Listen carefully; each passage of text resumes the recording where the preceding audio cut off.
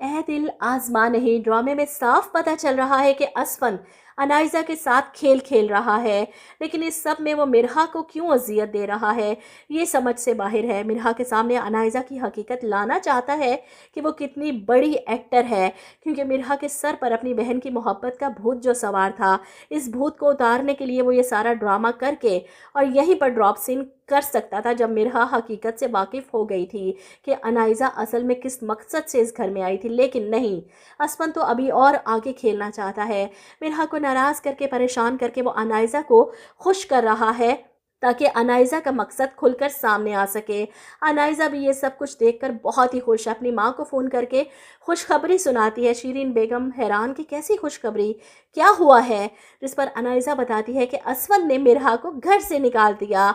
शीरीन बेगम समझदार औरत है, ये सुनकर हैरान भी होती हैं और परेशान भी कि ऐसा कैसे हो सकता है, असफन मिरहा के साथ ऐसा कैसे कर सकता है, वो भी इस कंडीशन में जब वो इसके बच्चे की माँ बनने वाली हो।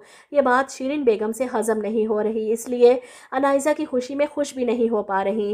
वहीं दूसरी तरफ मिरहा के जाने के बाद ताई अम्मी बहुत गुस्से में है, असफन पर चिल्लाती हैं कि अपनी हीरे जैसी बीवी को छोड़कर उस अनाइजा जैसी लड़की को इस पर फोकियत दे रहे हो।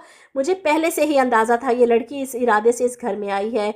इस दिन की वजह से मैं मिरहा को रोकती थी, समझाती थी कि वो इस लड़की से बच कर रहे, लेकिन मुझे ये नहीं पता था कि मेरे बेटे का किरदार ही इतना हल्का है कि वो अपनी बीवी को छोड़कर उस लड़की के पीछे पागल है जो इसे धोखा देकर जा चुकी थी।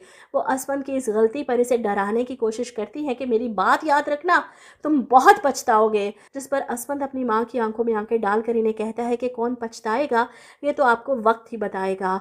वो असल में मिरहा को अनाइजा से बचाना चाहता था, क्योंकि अनाइजा की असलियत तो वो जान चुका था और मिरहा और अपने बच्चे को कोई नुकसान ना हो, इसके लिए मिरहा का यहाँ से जाना ज़रूरी था।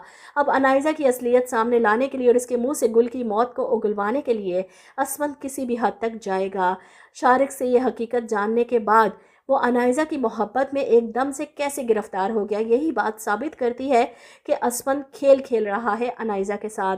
मिरहा को तकलीफ़ नहीं देना चाहता था, लेकिन मिरहा के सामने सच्चाई लाना ज़रूरी है, जो अपनी बहन पर अंधा एतमाद करती थी। और अगर असफन खुद मिरहा को अनाइजा के बारे में कुछ बताने की कोशिश करता या गुल की मौत के बारे में बताता तो शायद वो कभी यकीन ना करती। लेकिन अब गुल का मोबाइल मिरहा के हाथ लग चुका है। इस मोबाइल को चार्ज करने के बाद और ऑन करने के बाद सारी हकीकत, सारे सबूत इसके सामने आ जाएंगे, क्योंकि गुल जो वीडियो बना रही थी वो इसी वीडियो बनाते बनाते अनाइजा ने इसे धक्का दिया था। वो सब कुछ इस मोबाइल में रिकॉर्ड हुआ होगा, जिसके बाद इस सब के सामने अनाइजा की हकीकत आएगी और ये जेल जाएगी। ड्रामा मुझे नहीं लगता कि ज़्यादा एक साथ तक आगे खींचा जाएगा। वैसे भी हम टीवी वाले बहुत जल्द अपने ड्रामे को समेट लेते हैं।